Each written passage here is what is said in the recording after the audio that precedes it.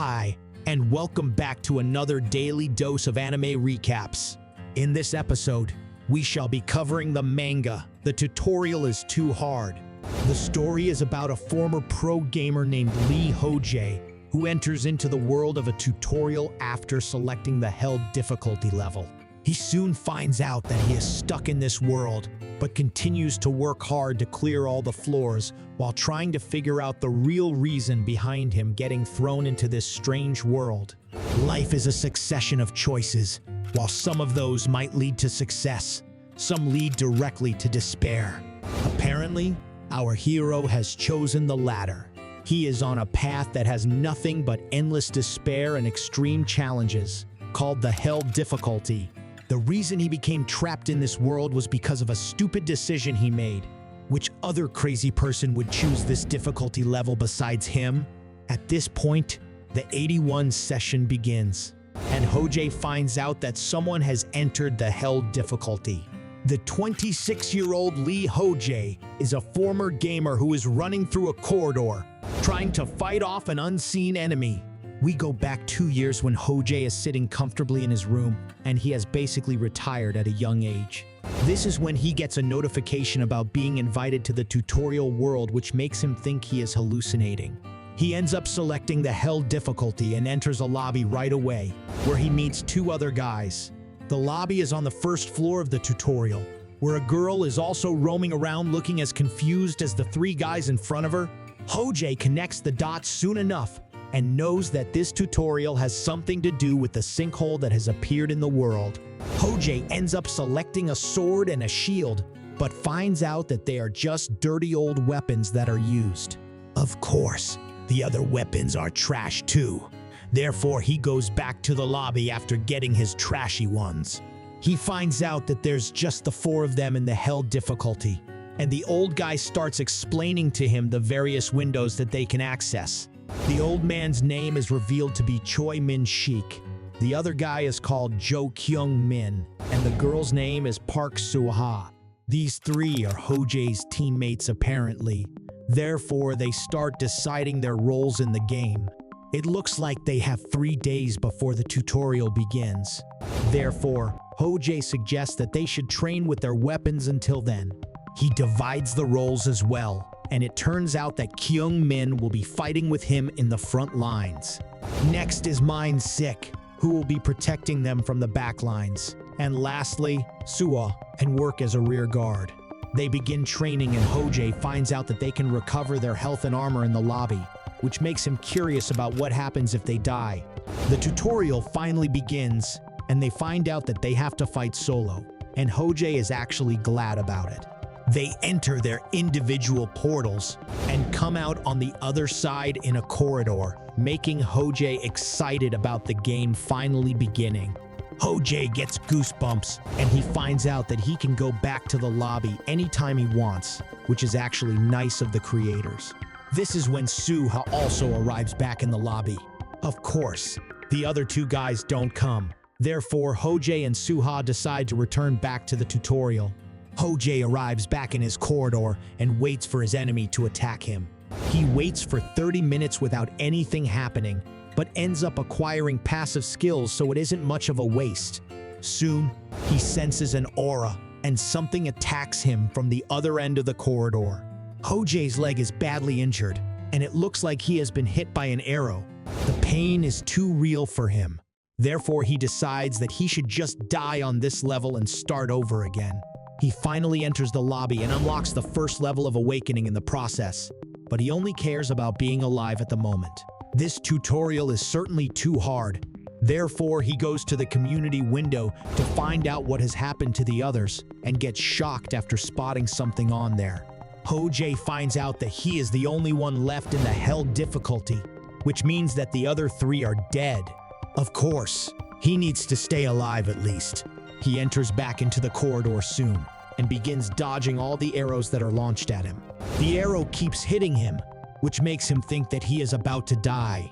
Instead of dying, he levels up and recovers his health and weapon. He has found out that if he risks his life and gets hit, then he can raise his level too and gain experience points. This is when a window shows him that the god of adventure has taken an interest in him. Soon, Ho-Jae is on the 28th day of the first run, and he has gained quite a few skills, and all of his near-death experiences have ended up raising his levels. He makes a run for it, while the arrows charge at him, and few end up hitting him too, but he obviously doesn't stop. Soon, he reaches something that looks like an exit point, but he finds a weird portal thing in the ground. Now, he has to find out what the hell this is. The weird portal type thingy might just be the fountain of recovery, since all of Ho-Jae's wounds are healed when he steps into it. He spots the boss room at the far corner, and he enters the room without knowing what's in store for him. There's a whole lava lake in front of him, and he figures that he will have to cross it. Therefore, he starts running while the arrows charge at him again. He decides to survive once again and runs to the arrow launcher and strikes it down in a second. He ends up clearing the first floor and dedicates his win to his former party members, as he is sorry for being the only one to clear this floor. Ho-Jae gets 1,500 points for clearing the first floor and enters the portal to the second floor. He finds a person waiting for him on the other side, and her name is revealed to be Kirikiri, who is revealed to be the Hell Difficulties Administrator. Kirikiri, of course, refuses to tell him any more information than he needs to know, but Ho-Jae realizes that the theme of the second floor seems to be based on recovery. He thanks her for helping him out before stepping into the portal, and it seems like he is more confident than he was before. Ho-Jae enters the waiting room for the second floor and decides to take it slow in the beginning for his sake. Since he has to be in the waiting room for 3 days, Ho-Jae decided to increase his resistance skills as well and get some information from the community board. But soon he finds out that more people have entered the Hell difficulty of the game. 5 more players being added to the Hell difficulty is weird, and Ho-Jae is worried about these new players as he doesn't want to leave them in the dark. He posts the information regarding the first floor on the bulletin board of the community, hoping that the relevant people will read it. He enters the second floor to find that it's the same map as the first floor, and begins to dodge the arrows that are directed at him. This is when he finally gets hit by one and realizes that it's laced with poison. Thanks to Kirikiri, he has a recovery potion, but Ho-Jae still seems unsure about taking it. After a hellish month, Ho-Jae has acquired a new skill called Styx, which is not an everyday normal skill, since he's the only one who can use it.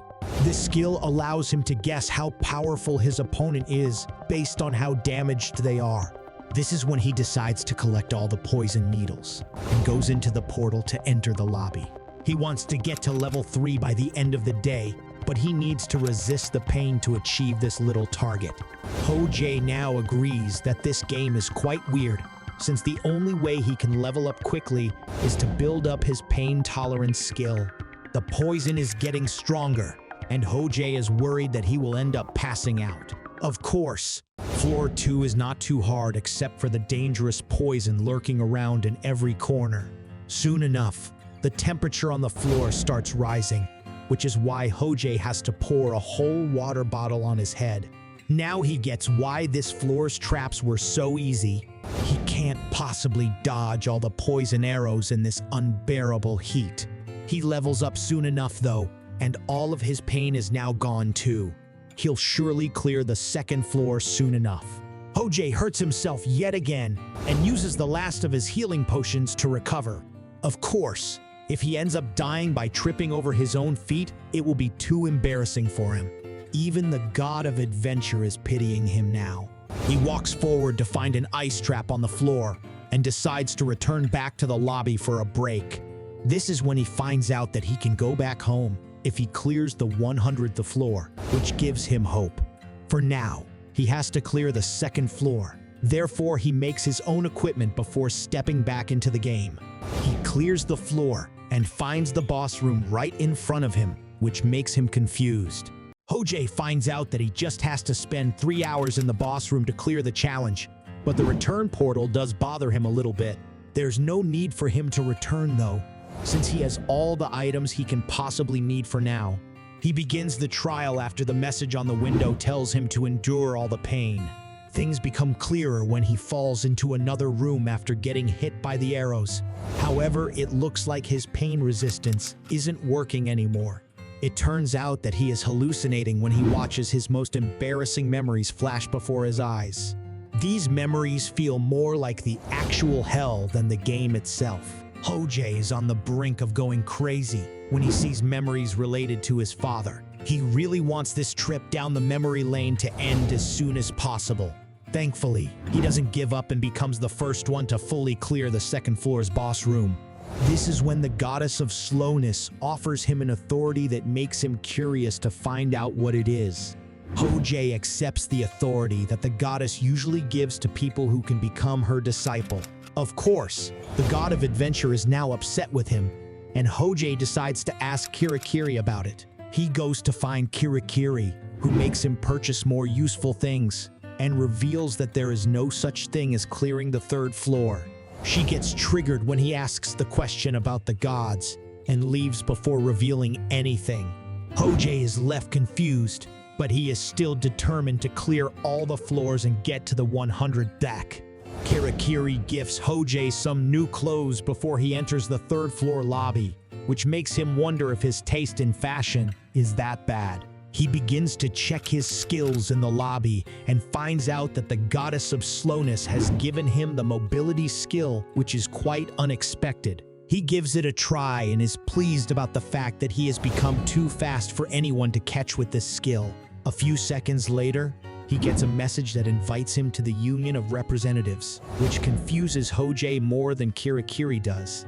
The message is from someone named Lee Chang-seok, who is ready to tell him more about the Guild of Representatives if Ho-Jae contacts him. However, Ho-Jae puts it aside for now and focuses back on the third floor. He enters the third floor soon enough, and he instantly figures out the location of the safe zones and danger zones on the chessboard-like floor in front of him. He is unsure how to feel about the disappointingly easy traps since he reaches the boss room in a matter of minutes. He enters the room and finds himself in the middle of the mountains while trying to guess what his big challenge can be this time. Ho-Jae knows that he has to step on the suspended tiles to clear the boss room, but he naturally doesn't even have any time to do it because of all the arrows that are trying to attack him. Suddenly, all the tiles start falling on him, which makes it important for him to channel the latest power he has acquired from the goddess. He ends up clearing the boss room, obviously, and gets an offer from the god of adventure for an authority as well. It'll be rude of him to reject his gift. Therefore, he presses the accept button and finds out that God has given him Talaria's wings as a present. Ho-Jae is wondering if Talaria's wings are just a shitty skill, but soon finds out that the maxed out level is just a nice bonus that comes from the god of adventure. Kirakiri reveals that he somehow managed to clear the boss floor of the 3RD level since everybody mostly ends up dying on this certain floor. Moving on, he finds people in the community talking about the Guild of Representatives, which makes Ho-Jae wonder about their goals.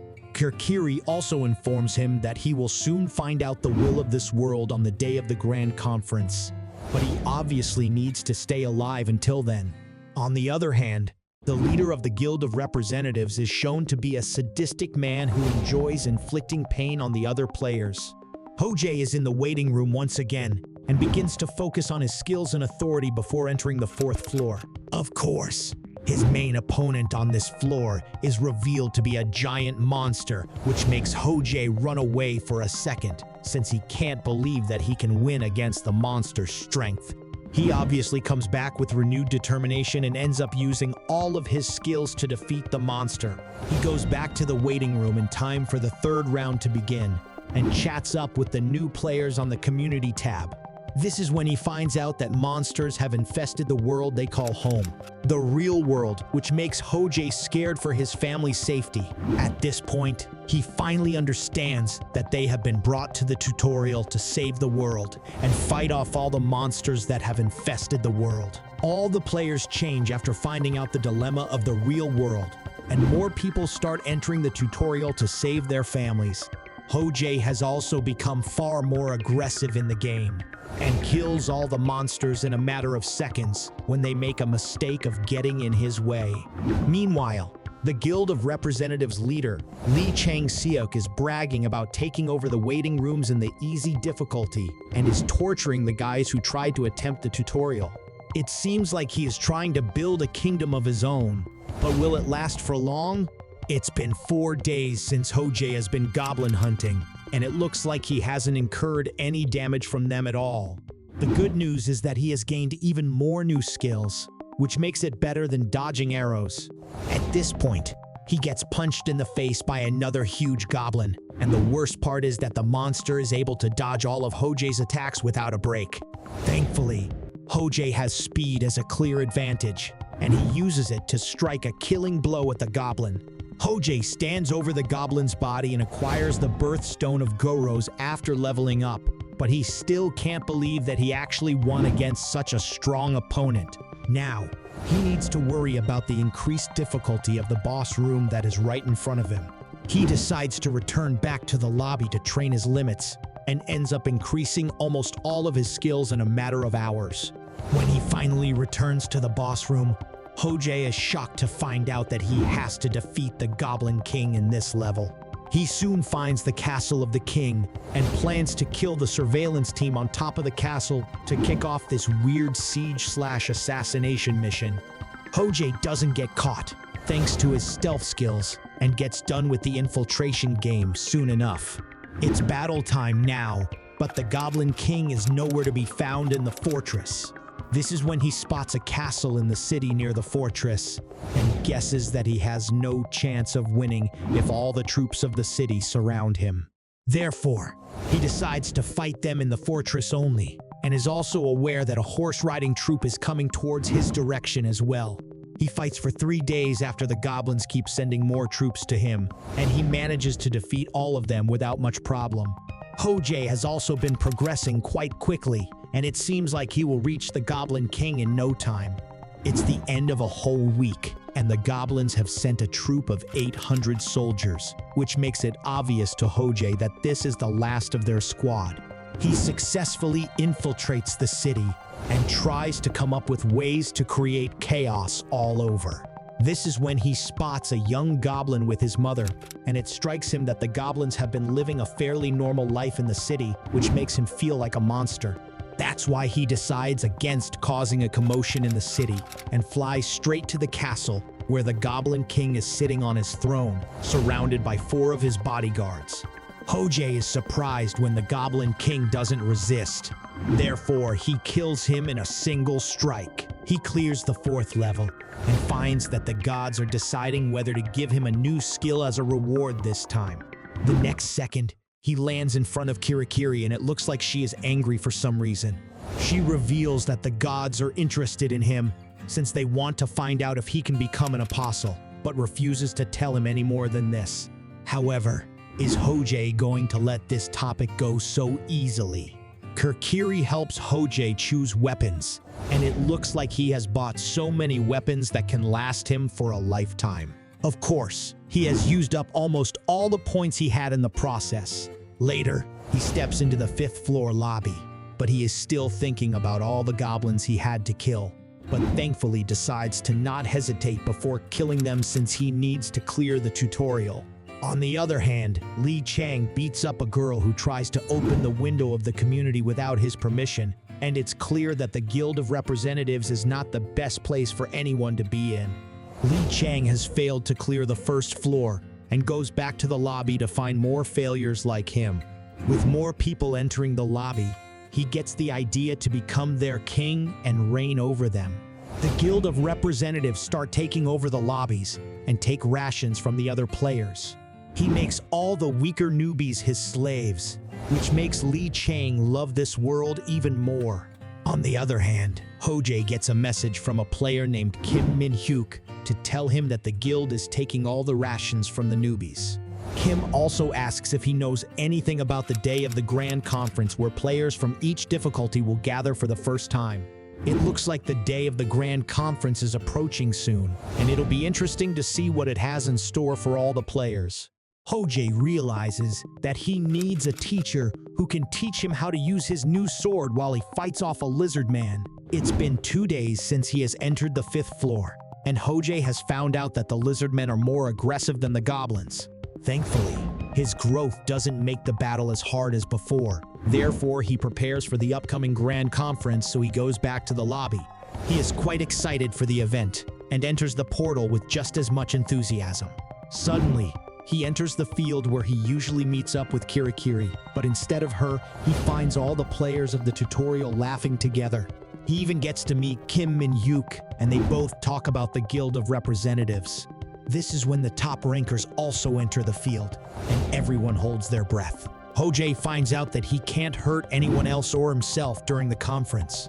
Moreover, he has a discussion with Kim Min-hyuk regarding the evil Guild of Representatives and the informant who is held hostage by them. He also judges the rest of the players according to the difficulty levels, and it turns out that all of them are unique in their own ways. At this point, Lee Chang-seok arrives with the rest of his Guild of Representatives, and Kim decides to confront him in front of everyone. Chang obviously denies all the accusations when Hojay makes eye contact with one of his hostage girls. The girl suddenly runs towards Hojay, while Chang attacks them both. Hojay manages to dodge the attack with the girl in his arms and asks what exactly it is that she wants him to do. The hostage girl seems to know Hojay before running towards him and admires his calm demeanor as well.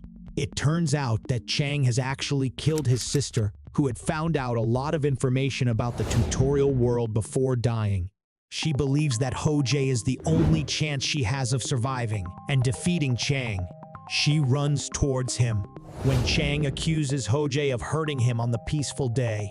A fight even breaks out between him and the Guild of Representatives and soon makes them all run away like cowards. However, a ranker named Mayun Jin Chan attacks Hojay in this instant, and the two prepare to have an intense face-off. Jin Chan and Hojay are both terribly skilled, and their fight against each other looks like a match of the equals. Jin Chan runs away soon enough, though. Therefore, Hojay turns his attention back to Chang.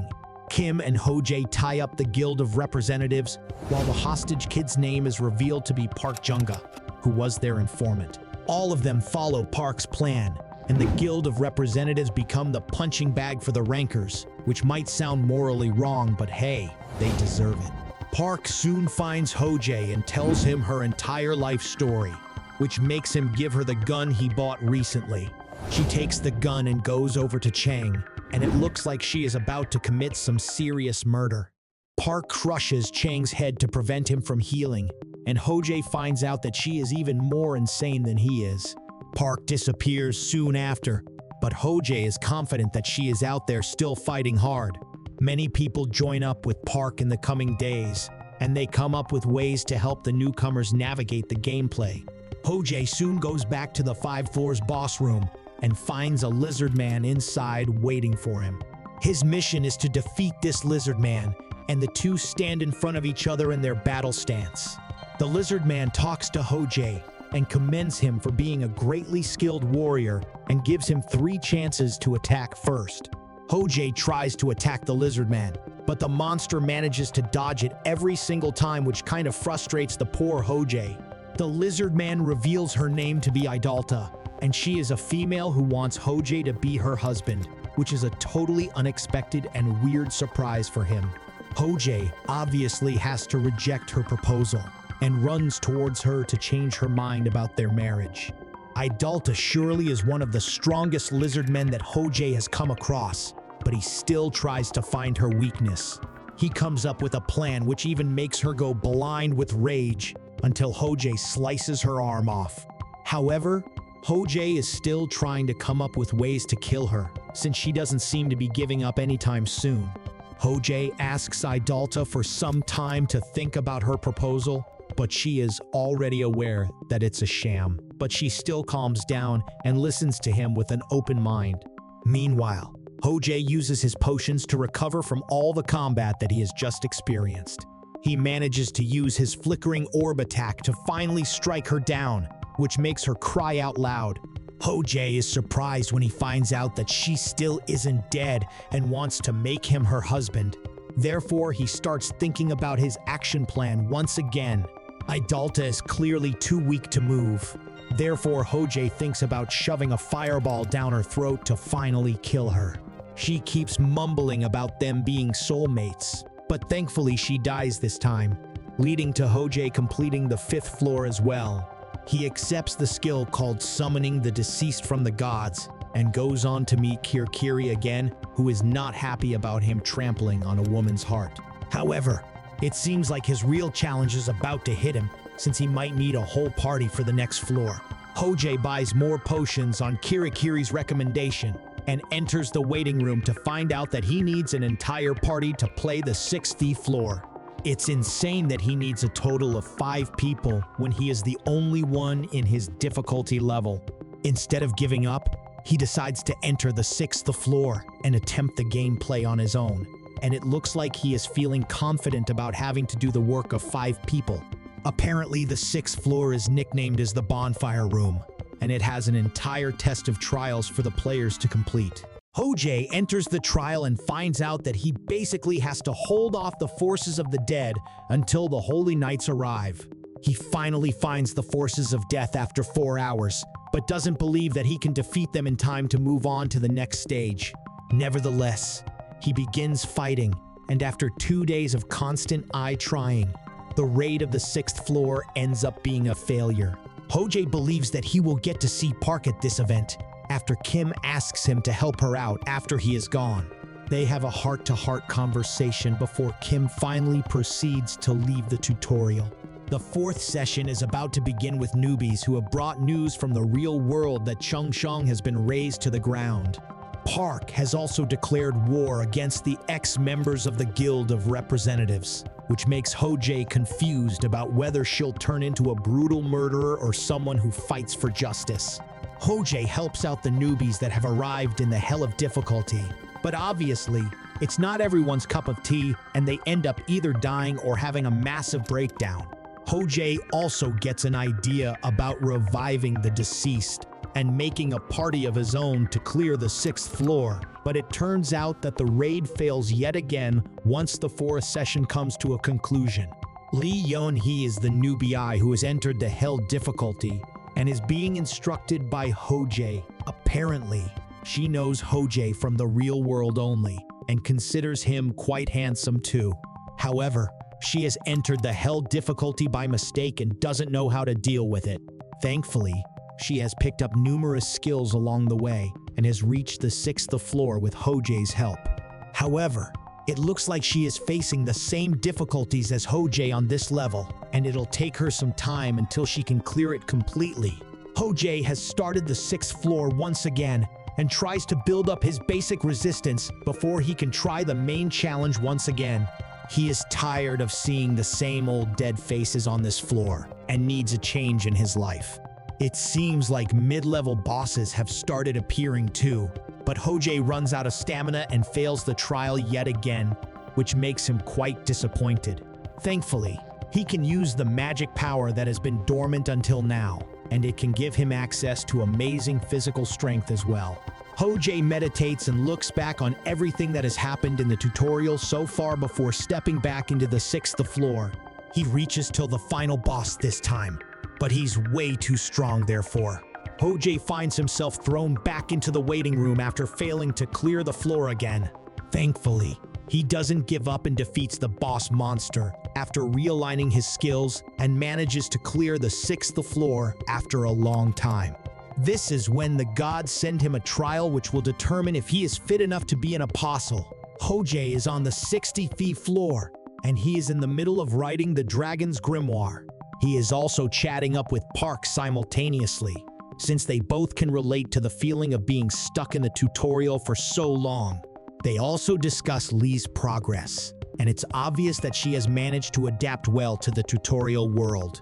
Later, he summons his clone to watch over his place while he goes out, which makes us think that having a clone can make life much easier, even if the clone is bitchy and rude.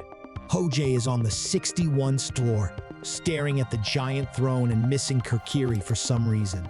This is when Park messages to tell him that she has sent off Lee somewhere, which makes Hojae glad. Hojae plans on sending his clone to the real world and exchanging souls with him, but that's far into the future. For now, He is trying to hatch the dragons so they can clear the 61's floor together, but it's a gamble for sure. Later, he meets up with a giant old man who inquires about the queen and calls Hojay a king. But the old man looks more shady than all the monsters combined. Hojay has recently cleared the 11th floor, and he is obviously exhausted after trying hard for so long, even though this floor isn't particularly difficult. Thankfully, he goes to meet up with Kirikiri, and they nap together after working hard non-stop. He decides to finally ask her all the questions he has gathered since the 6th floor, and reveals that he put the trial of the apostle aside when it came in front of him. He first needs to know if there are any penalties or merits to being an apostle when he suddenly receives a message from Kim saying that the day of the Grand Conference is arriving soon. Kim and Hojay have no idea why the day of the Grand Conference is happening again so soon, and Kim reveals that Park is a mess who wants to punish all the people who can't catch criminals. Later, Kirikiri tells him that there's no difference between any of the trials of the gods he decides to pick, and reveals that the trial is just a test of whether he has the right to become an apostle or not.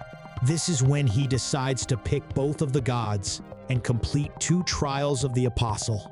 Hojay will decide which god will suit him better as an apostle, but for now he will do both of their trials. He also decides to pick a skill and focus on it to train while he is stuck in the waiting room for 3 days. He bids goodbye to Kirikiri before stepping into the lobby and makes up his mind to practice his latest fortitude skill. He spends the next 3 days trying to perfect the skill by deep meditation and constant practice, and finally gets satisfied with his preparation before going out to face his latest challenge. It looks like the 12th floor is a solo stage. Therefore, Hojay enters through the portal and comes out in the jungle on the other end. The clear condition for him is to survive for 25 days after the inventory window is deactivated, which sends a bolt of shock through his body. This is when a dragon makes an appearance while Hojay has no weapons left. Therefore, his only option is to run and hide from the monster. Hojay receives a message from Jin, who is asking about his experience on the 12th floor. And it turns out that Jin is another one of the challengers in the Hell difficulty who is curious about the coming stages. Jin also updates him on the progress of the other challengers, while Hojay decides to talk to this kid on the day of the Grand Conference. For now, his focus is on the 12th floor where he needs to find a place to stay. This is when an orangutan monster attacks him from behind after using its invisibility skill, and Hojay gets ready to defeat him. Hojay attacks the monster and feels that it's not as threatening or skilled, but he still keeps beating him up because he is quite aggressive. Of course, he wants to get some info out of him before he dies, but a whole group of orangutan monsters charge at him from behind the bushes. Hojay decides to run away while the entire squad follows him through the jungle. He realizes that all of them have unique skills, but he still tries to defeat them while on the run. It's obvious to Hojay that these orangutan monsters are quite persistent. Therefore, he makes a plan to make them stop following him. He begins to run as fast as he can and reaches the cliff that he wants to go to in a few minutes. He flies towards the top of the cliff, but finds a whole troop of the orangutans waiting for him at the top. He can't even jump back down now, since Talaria's wings are temporarily sealed as well, and it looks like Hojay might just have to face defeat at this point.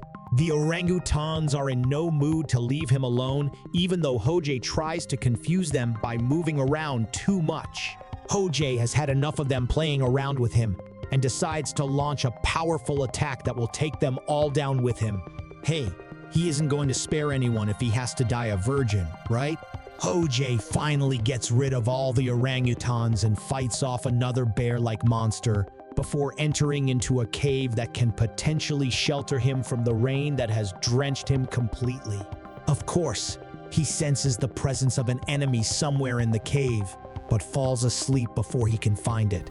When he wakes up, Idalta is waiting for him with food, but he gets irritated again when she calls him her husband. Hojay is feeling weird glad to have Idalta by his side, even though he doesn't remember summoning her, but he is aware that he needs her assistance to survive on this floor. They share a happy meal together and come up with different plans to survive in the wild jungle. Both of them decide to wait for dawn and go out of the cave when the first light finally creeps in. Hojay is particularly thankful for having Idalta when he finds out that she has prepared traps for them, as she wants to teach him how to hunt. Hojay learns how to hunt before he returns back to the cave with Idalta. She leaves him alone in the cave when they reach there.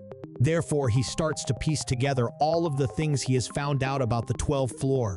Idalta comes back with a new spear and teaches him how to fight. Her lessons turn out to be quite helpful for Hojay when the notification for the day of the grand conference arrives on his window. Hearing this news, Idalta also invites herself to attend the conference with him, and Hojay has to agree to take her along with him. Hojay arrives at the venue for the grand conference with Idalta by his side, and finally uses his inventory to set up a huge tent in the field. Kim also comes over to greet him when they discuss how harsh Park has become since the last time they met. This is when Lee Jun-suk enters the tent, who looks like a tiny middle schooler. But the interesting thing about him is that he can use lightning magic and is the perfect person to develop Hojay's tolerance skills with. At this point, Jung-shik announces that the meeting is beginning when Park enters with her little group of followers the following second. The grand conference begins, and Park discusses how one of the players named Yang Hyung is about to reach the 100th floor, which means that everyone else has to support him too. After he clears the tutorial, they will be able to let the real world's government know about their existence and gain acceptance for their authority. She even talks about the rebels' laws and punishments, which makes it obvious to Hojay that she is going through an aggressive mental breakdown. When the meeting is finally over, Kim speaks up to tell Park something about her and Hojay that catches her attention. Kim tells Park that she treats Hojay with too much respect, which might become a problem, since she needs to treat everyone equally. Park denies these claims, obviously, but Hojay still believes that she thinks of him as a hero who has come out of a storybook. Later, Kim and Hojay discuss Park's behavior privately, which makes Idalta a bit jealous as well. But they soon go back to their cave on the 12th floor. Soon, they run out of time, and Hojay decides to stay on the floor and train here for some time, since he wants to kill the dragon before he leaves. Hojay is on the residential area of the 60th floor, where his dragon has newly hatched, who is picky with his food. This is when Park calls him up, and they start discussing the potential names for the baby dragon. But it turns out that this little challenge might be more difficult than the tutorial itself. When they finally name the dragon Benedict, it's revealed that he trained with Idalta on the 12th floor's waiting room before finally re-entering the floor, prepped and determined to kill the dragon in front of him.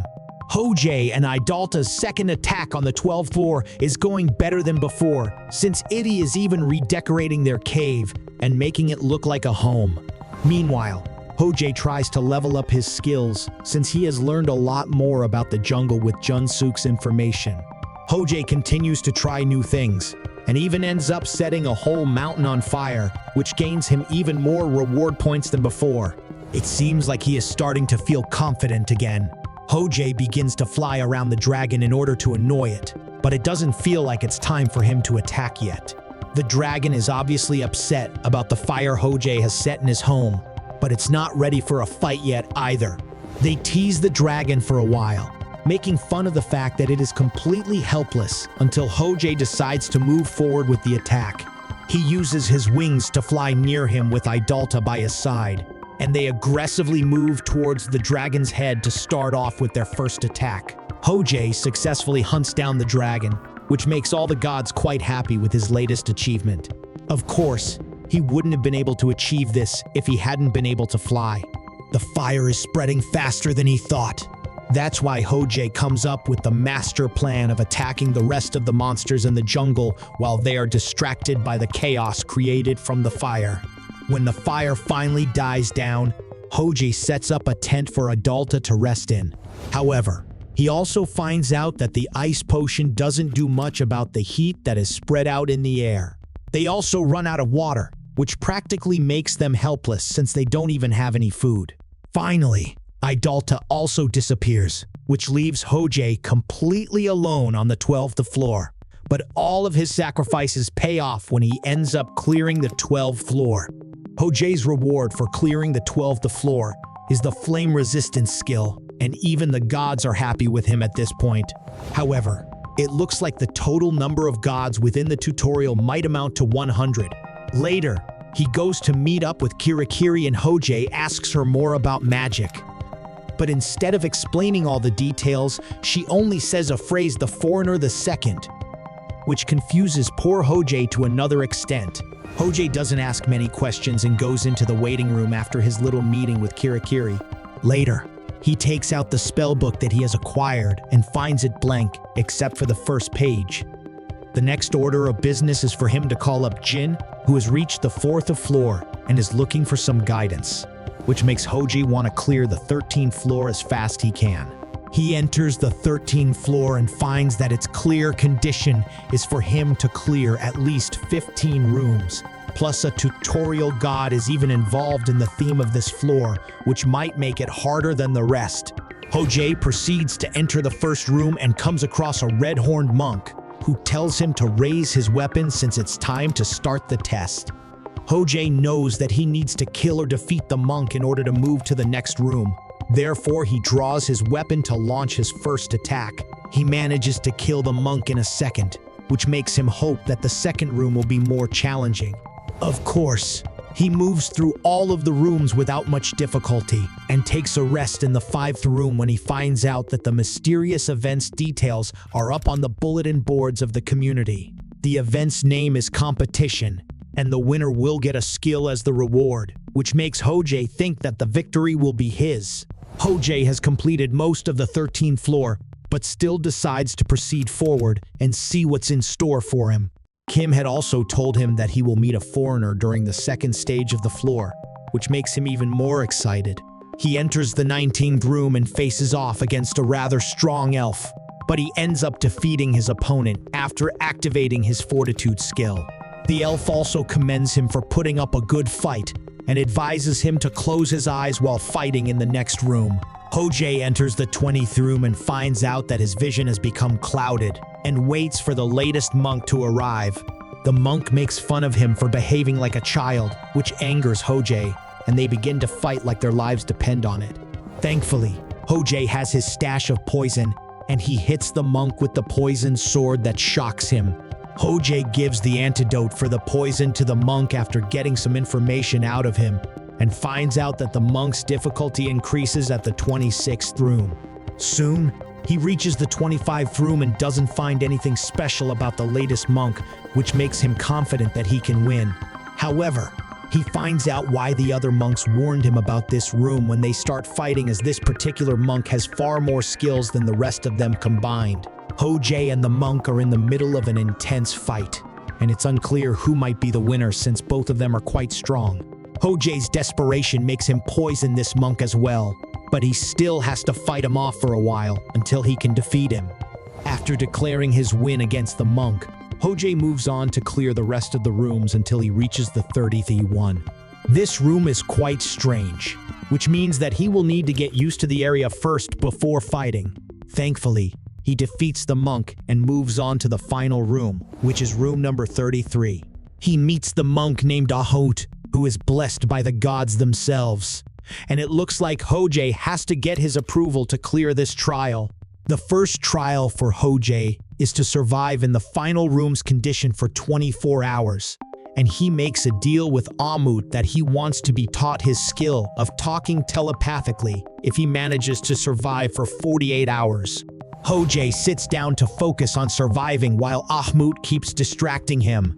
Therefore, he tries to focus on his past memories in order to stay focused, but it definitely proves to be a lot more difficult than it sounds. Time continues to pass, and Hojay focuses his mind by using the body of his consciousness to meditate. He also realizes that the flow of time is extremely slow, but he manages to gather a lot of magic during all these hours. Soon, he finds out from Ahmut that he will die quickly because of all the pressure he is putting on his brain, which makes Hojay want to end things quickly. The second trial is for Ho-jae to survive against Amut for 10 minutes, and the two begin to fight. It's obvious that the monk is far stronger than him, but Ho-jae is not one to give up easily.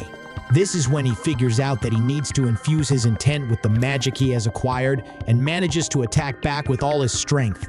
The time is up, which marks the end of the trial, and the God of Adventure is giving extra rewards and authority to Ho-jae because of his hard work. As promised, Amut also teaches him how to use magic in order to communicate with others and gives him an elixir before he goes through the portal.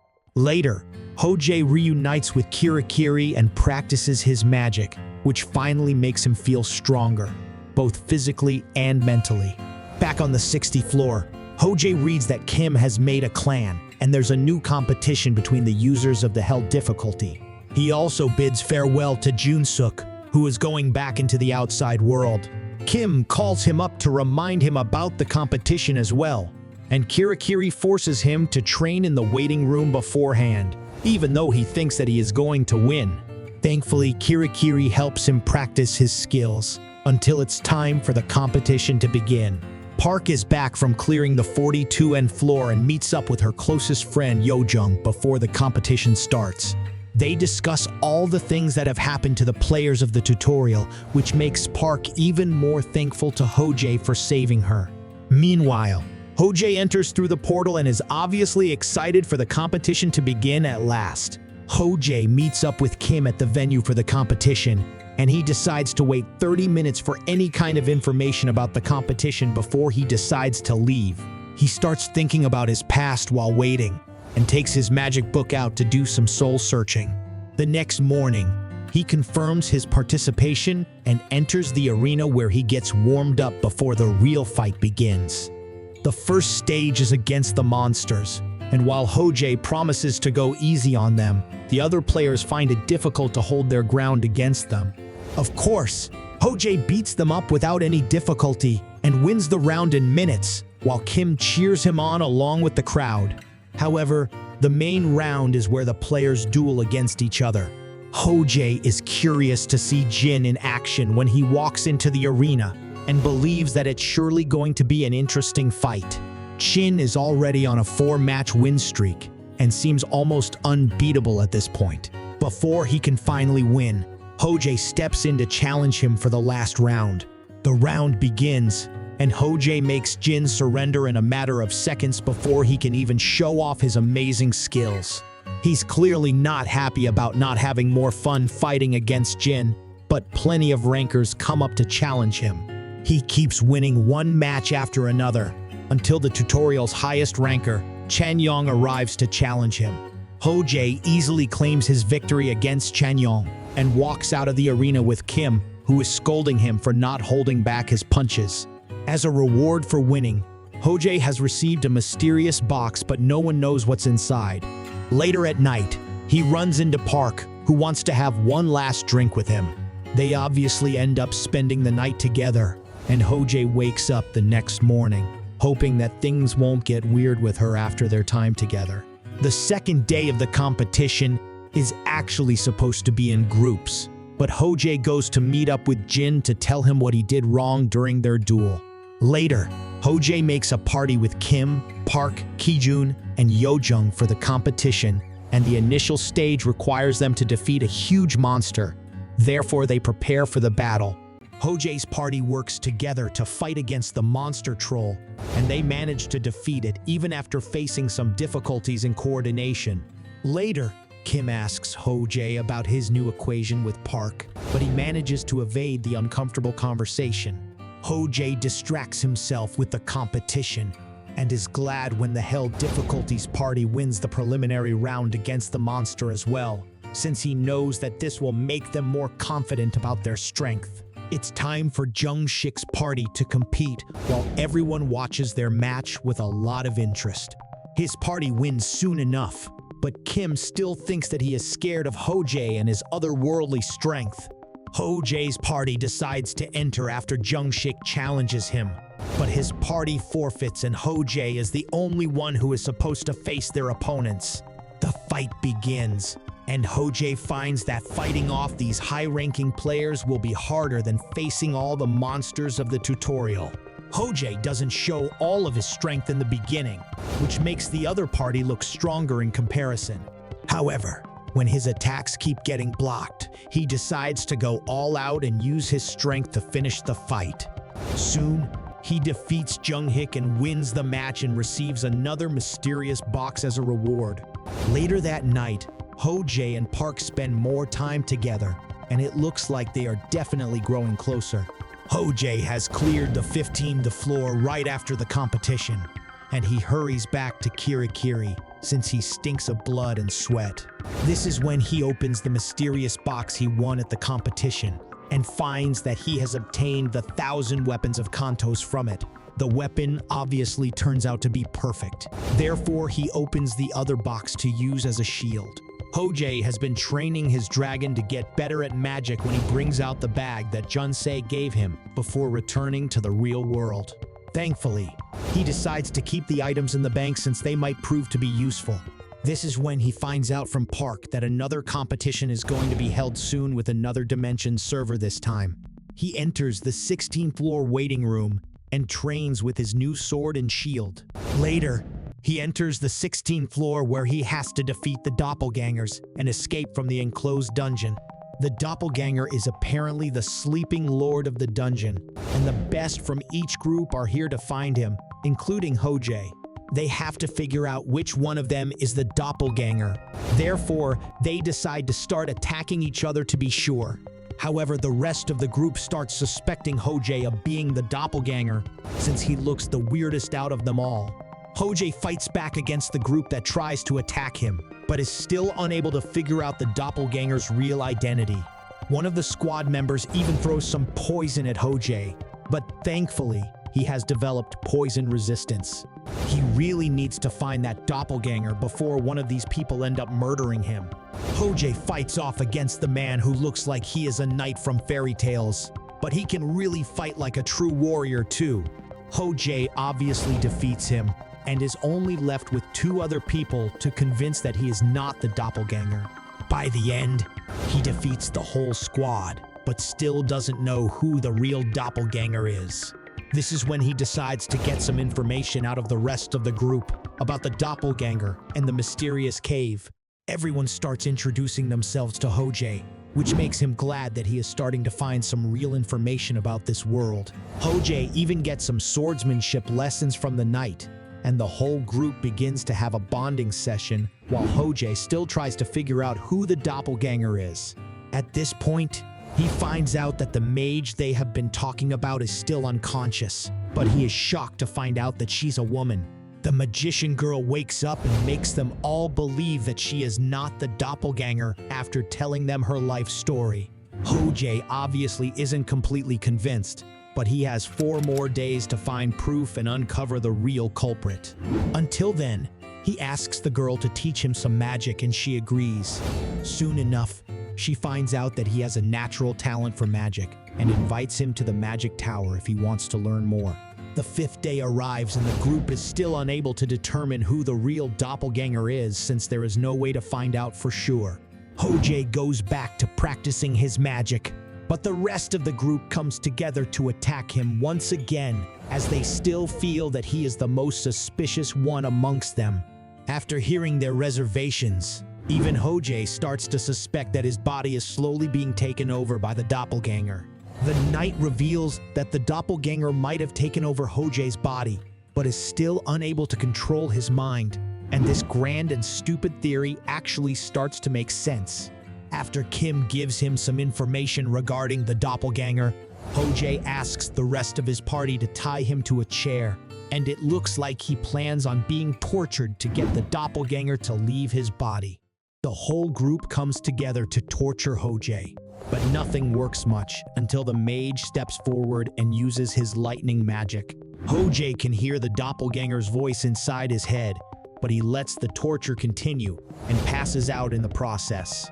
When he wakes up, he's finally glad to see the doppelganger in front of him, while his group tries to fight it off. Thankfully, he is now up to take care of things. Hojay attacks the doppelganger and uses all the new techniques that the knight taught him, but he finds out soon enough that it's particularly hard to kill him. After playing around with the word for a while, he finally resorts to using his soul exploitation skill to fight the doppelganger, which actually makes the monster scared. However, before he can make his next move, Hojay finds out that their mage has been attacked brutally. The mage turns out to be a doppelganger as well, and Hojay finds out that the real mage must have died before the cave collapsed. The group kills one of the doppelgangers and restricts the mage in a box before going back to sleep. However, Hojay wants to find more about the demons of the underworld. Therefore, he goes over to the mage and offers to let her go in return for some information. Hojay tells the mage doppelganger to fill up the books with everything he knows about magic and threatens to kill him if he doesn't. The threat works, and the doppelganger starts writing while the rest of the group goes back to talking. The knight even helps Hojay to instill his magic into the sword with which they defeated one of the doppelgangers. Hojay kills the other doppelganger the next day when he fills up the books for him, and they start waiting for the rescue team to get them out of the cave. Hojay and his group finally get out of the cave, and he goes to Kirikiri the next instant, where she tells him that he won't be able to use much magic until he reaches the 30th floor. Furthermore, she gives him some information about the second competition and gives him free advice to go to the 17th floor right away, which makes Hojay quite curious about the coming challenge. Hojay arrives at the 17th floor and clears it as soon as he starts, since there is no challenge there, which makes him confused. He goes back to Kirikiri, who tells him that the first challenger of the difficulty clears the stage without doing anything. However, the next challengers will have to face the illusion of the first one. Hearing this, Hojay starts feeling dizzy since he knows that Chin will have to face off against an illusion of himself on this floor, which might end up killing the poor boy. Hojay is really worried about Jin since he is unaware of his own strength and doesn't want even his illusion to kill mindlessly. When we move forward to when Hojay is on the 60th floor, it's finally time for Lee to reach the 17th floor where she has to face Hojay's illusion, which makes him more nervous than her. After worrying about Lee and the 17th floor for a while, Hojay's clone calls him inside for dinner, where they are supposed to teach new magic spells to the baby dragon. When the magic class begins, the baby dragon starts to practice the unique spells that they teach her, and she ends up turning into a girl. Hojay is shocked to find that Draggy has turned into a girl, but breathes a sigh of relief when the reports confirm that he is indeed a boy. He plays around with Draggy and his clone for a while before deciding to finally go to the 61st floor and clear it. Draggy obviously wants to go along with him, but he has to leave her behind before entering the portal. He goes to the 61st floor to find a woman waiting for him at the throne, who calls him the king. The woman on the throne mocks Hojay for not waiting around for Lee anymore and asks him to show her his new skills and powers. On the other hand, Lee is preparing to enter the 17th floor and face off against Hojay's illusion, but it's evident that she is nervous. Gathering all her strength, she arrives at the floor where the fake Hojay is waiting for her. The battle between Lee and Hojay's illusion begins, and she is starting to find out why everyone calls him a monster. His skills are surely too good to be true, and his instincts let him predict all of her moves before she even makes them. She can't believe that his true kills are really this amazing. The battle intensifies as Lee fights back and actually begins to inflict some damage on Hojay's illusion. The two give each other a tough competition until Lee throws an arrow straight at his leg, which manages to injure him. At this point, he wonders if this girl actually knows him really well and is confused about the 17th floor's difficulty, which means that he doesn't remember that he is an illusion. Hojay tries to buy some time by trying to figure out how Lee knows him, but he is unable to put his finger on it. He knows that she is strong for sure, but is glad that her decision-making skills aren't great. He decides to take advantage of her weakness by suddenly charging toward her, but is shocked when she manages to block his attacks. He is only thinking about ending this fight now, but how is he going to do that? Hojay's illusion drinks the potion to treat his injuries, while Lee is seriously wounded with her arm cut off. It looks like Hojay can win this fight when he tells her to give him some information about the tutorial system. Lee is aware that Hojay feels remorse for the beings in the tutorial. That's why she decides to act like a helpless character, which works, and Lee is glad that her plan is working. Lee gets her arm back and summons the Spirit King while healing her wounds. The second she starts feeling better, she paralyzes Hojay's illusion and attacks him, but gets surprised when he still manages to dodge the attack. When the Spirit King finally arrives, Hojay doesn't get too flustered and is ready to fight for as long as he can.